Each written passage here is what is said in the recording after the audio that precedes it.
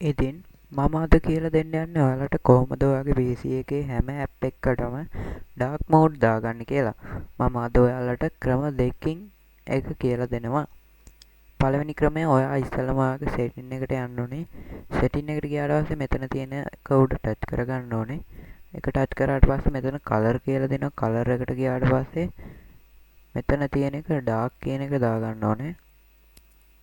හරි දැන් ඔයාගේ ඩාර්ක් මෝඩ් වෙලා තියෙන්නේ. මේ තමයි ඔයාගේ දෙවෙනි ක්‍රමය. ඔයාගේ Chrome එක ඕපන් කරගන්න ඕනේ.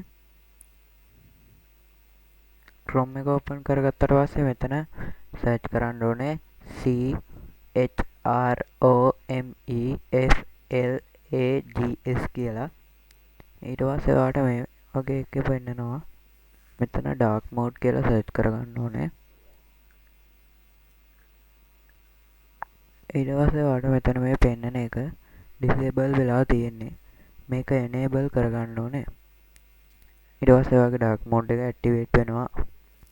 එහෙනම් මගේ තවත් වීඩියෝ එකක් බලන්න හැමදාමත් මගේ YouTube channel එකත් එක්ක රැඳී ඉන්න කියලා ආදරෙන් ඉල්ලනවා. සහ අද මගේ වීඩියෝ එක හොඳයි නම් like කරන්න, comment කරන්න, ඒ වගේම යාළුවන්ට පේන්න share කරන්න.